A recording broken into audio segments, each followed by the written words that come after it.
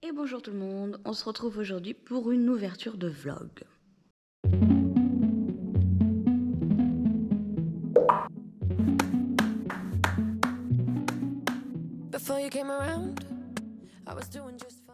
Donc dans ce vlog on va parler de livres puisque c'est un vlog lecture, essentiellement de livres.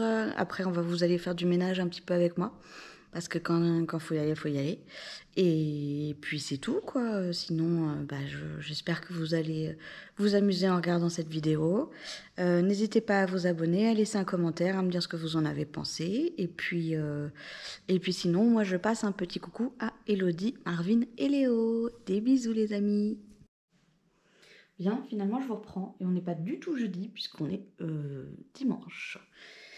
Dimanche 18 juin. Ouais, c'est bien ça. Et je vais commencer donc la lecture Sorcière d'or. Enfin, continuer la lecture. Puis je vous dirai ce que... Je tout fais tomber. Je vous dirai ce que j'en ai pensé page par page, quoi. En gros, voilà.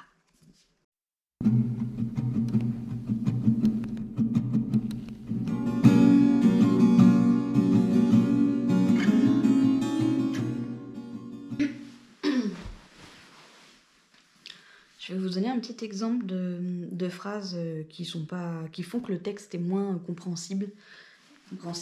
Compréhensif. Je sais plus. Voilà. Donc, par exemple, dans le village endormi, les poches de ténèbres me collent à la peau. Les poches de ténèbres. Bon. Comme autant de toiles d'araignée, ravis de faire de moi l'une des leurs. Bah, moi, j'ai pas compris. Cette phrase, elle est pas compréhensible, quoi. Et ça gâche carrément le texte. J'ai des doutes que je vais réussir à le lire jusqu'au bout. Par contre, ce qui est intéressant dans ce livre, c'est que déjà, on parle de personnes de couleur. Donc ça, c'est top. D'ailleurs, je crois qu'ils sont tous les protagonistes sont de couleur. D'ailleurs, on peut le voir sur la couverture. Voilà. Ensuite, on est dans un monde matriarcal et non pas patriarcal. Vous avez compris. Et ça, je trouve ça intéressant. Je trouve ça marrant de changer un peu de point de vue. Au début, je me disais, c'est fou, il n'y a pas d'hommes dans ce livre. On parlait que de femmes. Et j'ai compris plus tard que voilà, on était dans ce monde gouverné et dirigé par les femmes et que du coup, c'était normal. Il y a un dialecte dans ce livre propre à l'univers et qui malheureusement n'est pas traduit. Donc on se retrouve avec des mots qu'on ne comprend pas et qu'on ne connaît pas et qui compliquent davantage la lecture, malheureusement.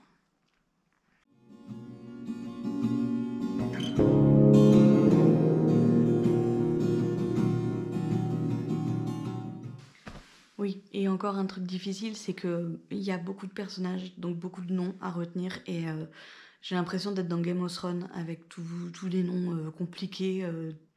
Enfin, là par exemple, il y en a une, elle s'appelle Delise, une autre Ira, l'autre... Enfin, Shed...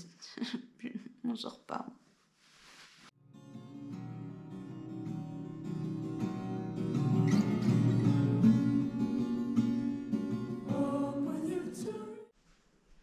Bon, j'ai pris une décision tragique, j'ai décidé d'arrêter la lecture. Je comprends rien, ça me saoule. En plus, je me suis arrêtée pendant 2 ou 3 semaines de le lire. Du coup, c'est encore plus difficile de reprendre. J'aurais pas dû m'arrêter. Parce que je pense que si je m'étais pas arrêtée, je l'aurais fini. Mais là, voilà. Du coup, on va lire ensemble aujourd'hui The Promised Neverland. Un petit manga. Voilà. Assez court, donc ça va se lire en 1 heure. Voilà.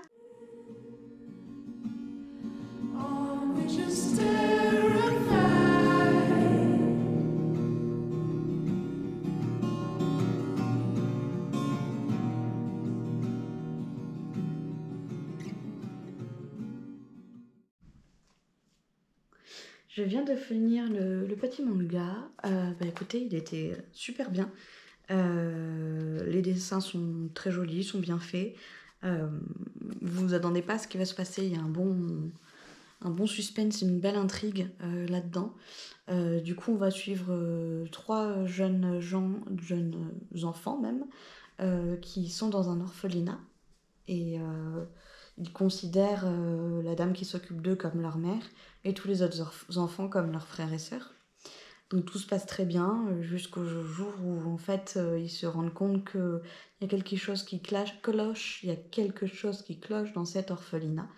Et ils vont découvrir l'abominable réalité qui se cache derrière leur vie paisible. Et je peux vous assurer que c'est un petit peu gore. Il y a une petite scène un peu gore, et sinon le livre est vraiment cool.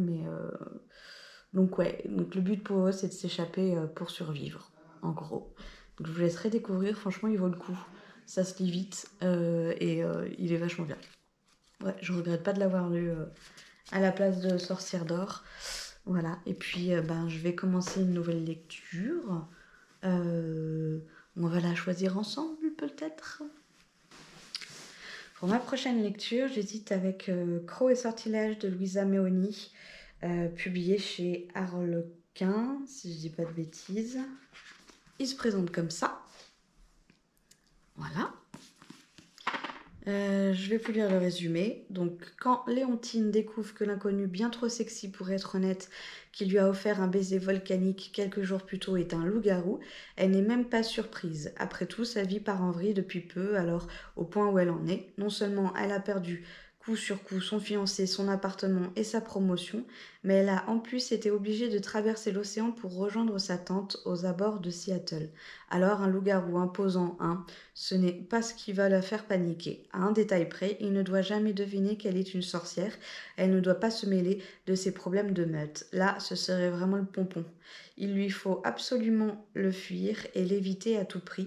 C'est plus sage pour tout le monde. Le seul hic, c'est qu'il a des yeux envoûtants, des abdos à tomber, et que franchement, qui pourrait résister à ce mélange parfait de passion bestiale et de douceur enivrante? Il a l'air pas mal, non? Et le deuxième, c'est Love on the Brain d'Ali Hazelwood. C'est celle qui a fait The Love Hypothesis, je sais pas trop le dire. Voilà, publié chez Hauteville. Celui-là, il est trop beau, il y a un jaspage magnifique, c'est un hardback, il donne très envie d'être lu juste par la beauté du livre.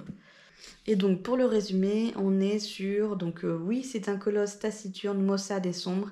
Il était secret, introverti, il avait un tempérament réservé et distant. Je ne pouvais exiger de lui qu'il m'apprécie et n'en avait aucune intention. Toutefois, s'il pouvait être courtois, poli, même aimable avec tous les autres, il aurait pu faire un effort avec moi aussi. Mais non, à l'évidence, Levi Ward me méprisait, et face à une telle haine, eh bien, je n'avais d'autre choix que le haïr en retour. Il y a un grand résumé encore, mais je m'arrête là pour le... Je pense que ça suffit pour les résumés. Et le résumé, c'est un phénomène TikTok, je ne savais pas. Voilà, donc j'hésite entre les deux, je ne sais pas lequel choisir.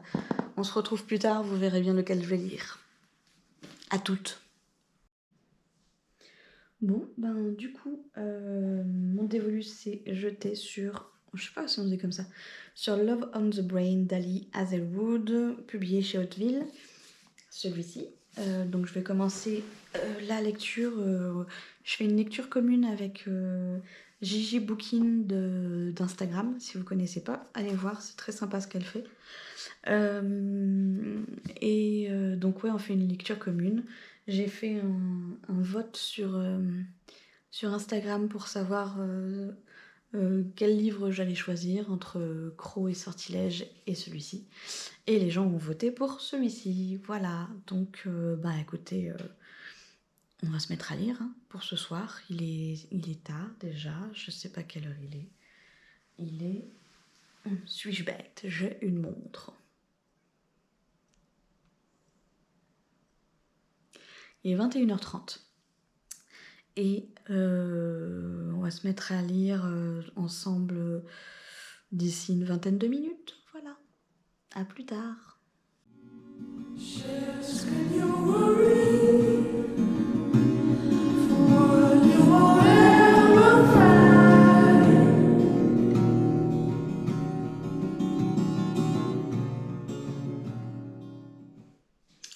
Ok, j'ai lu une vingtaine de pages pour ce soir. Il est 11h, donc je vais m'arrêter là. Donc toujours Love on the Brain, et c'est plutôt pas mal. On est donc sur un Enemies to Lovers, avec une jeune scientifique qui va devoir travailler avec son ennemi juré. Voilà. Et pour l'instant, il y a beaucoup d'humour. Il y a une relation avec la sœur de la protagoniste qui est vraiment toute mignonne. Et il y a des mots un peu crus, mais franchement, j'aime beaucoup la plume. Comment c'est écrit, c'est fluide, ça se lit bien, on comprend l'histoire, ça me change de ma dernière lecture. Donc franchement, ça semble pas mal. Voilà. Donc on se retrouve demain pour la suite. Bien, je rentre de la piscine là.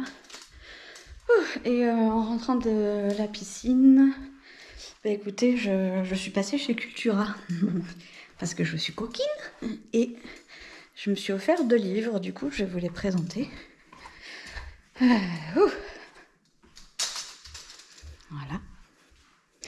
Alors, j'ai acheté The Love Hypothesis d'Ali Hazelwood, publié chez Hauteville. Bon, celui-là, on ne le présente plus, hein, il est super connu, c'est une romance. Voilà, et puis je m'en suis acheté un autre qui est pas connu, je pense pas. C'est Can I Hate You de Orlan Peggy, publié chez...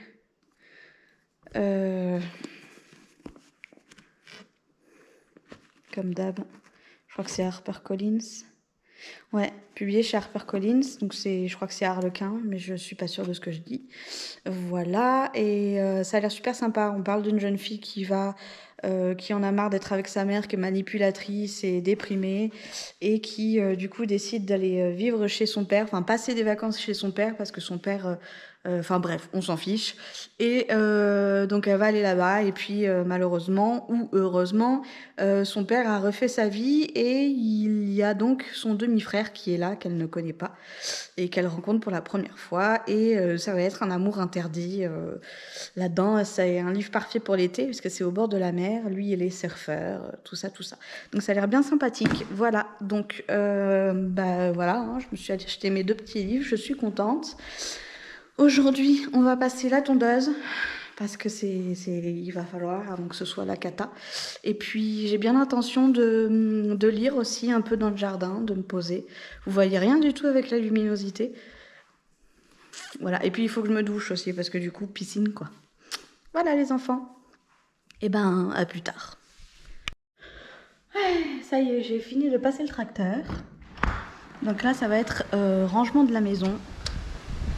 Il y a un peu de vent, hein, donc vous risquez peut-être pas trop m'entendre. Je suis d'une propreté mais incroyable. C'est tendu. Voilà. Et puis là, on a petit bébé qui se promène. Coucou. Sometimes I feel I've got to run away. I've got to get away from the pain you drive into the heart of me. The love we share seems to go nowhere, and I lost my life. For I tossed and turn, I can't sleep at night. Sometimes I feel I've got to run away. I've got to get away, 'cause you don't really want any more for me to make things right. You need someone to hold you tight, and you think love is to pray, but I'm sorry, I don't pray that way. Love to, love to, and you can love to, part of me, love to, love to, and you can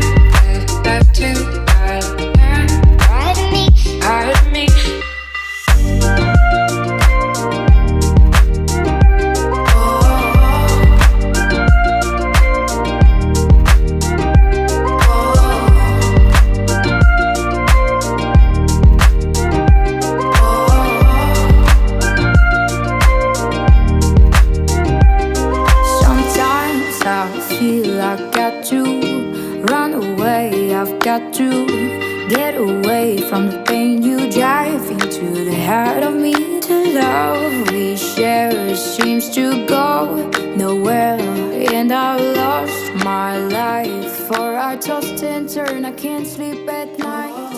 Tainted love. Ok, la maison est rangée. Et moi, je vais prendre une douche. Mais alors... Voilà. Bien. Sur ce, les amis, à plus tard.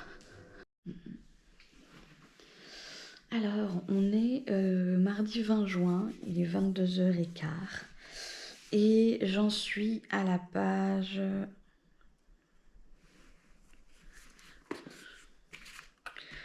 Et j'en suis à la page 179, donc au chapitre 10. Et franchement, c'est vraiment bien. Je peux que vous le conseiller parce que c'est top. On y parle quand même beaucoup de Marie Curie dedans. Hein.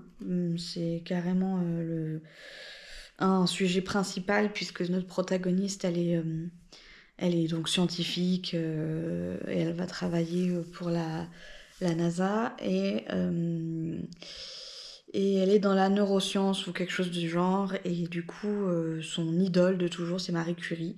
Il y a pas mal de sexisme qui est abordé dans ce livre. Et c'est pour ça qu'on fait aussi référence à Marie Curie.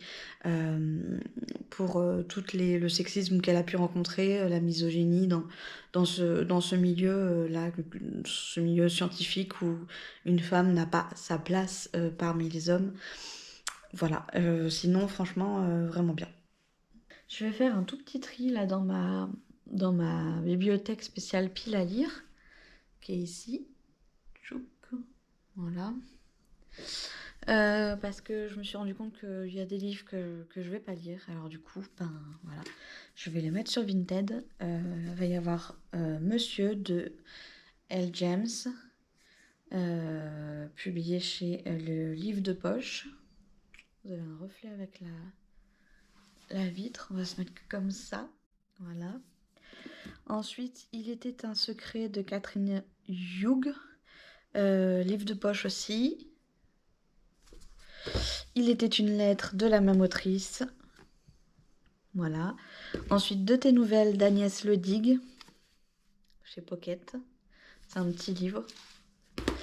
Un parfum d'encre et de liberté de Sarah McCoy.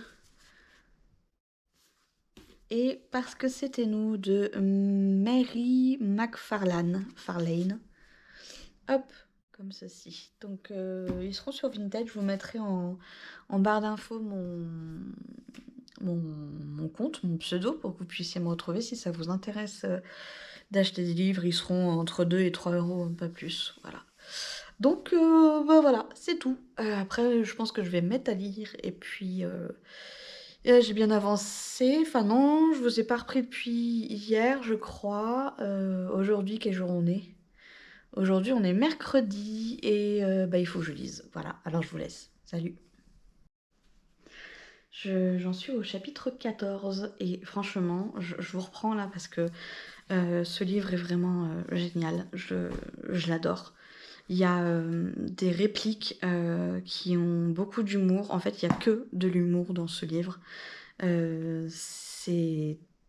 Je sais pas comment dire, des répliques, c'est du tac au tac à chaque fois. Il y a du répondant, c'est vraiment génial. Super bien fait. Il y a une légère romance, en fait, pratiquement dès le début, où ça s'installe. On comprend les sentiments de chacun. Et c'est mignon comme tout, c'est adorable, j'adore. Je passe un trop bon moment de lecture. Franchement, ouais, celui-ci, je le conseille vraiment, il est vachement bien. Voilà, j'arrête pas de le dire, hein, mais il est vachement bien, c'est comme ça.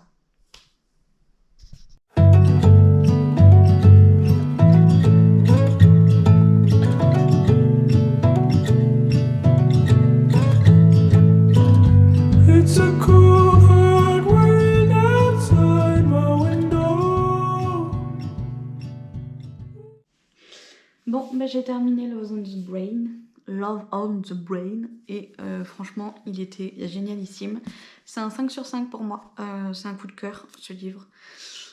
J'ai trop aimé l'humour qui s'installe vraiment dès le début, et alors tout au long du livre. J'ai aimé le franc franc-parler que l'autrice met en place. J'ai aimé le consentement qu'il y a là-dedans avant chaque scène un peu spicy. Et puis franchement, il vaut le coup quoi. Voilà quoi, qu'est-ce que tu veux que je te dise de plus? Si vous ne l'avez pas lu, ben il faut le lire, tout simplement. Il faut le lire parce que vraiment il est bien, je l'ai lu assez rapidement finalement, je sais pas en combien de jours, faudra que je recompte. Aujourd'hui on est vendredi 23 je crois, ouais, vendredi 23 juin. Et j'ai dû le lire en 5 ou 6 jours, 5 jours peut-être, je sais plus. Voilà, franchement je vous le conseille, et en plus il est beau, voilà. J'espère que le vlog vous aura plu. Je vous reprends pour clôturer ce vlog. C'est la fin les amis, c'est la fin des haricots. Donc voilà, on s'arrête là. J'espère que donc, tout vous aura plu. N'hésitez pas à laisser un commentaire, à vous abonner comme d'habitude, blablabla. Et puis nous, on se retrouve pour une prochaine vidéo. Bisous.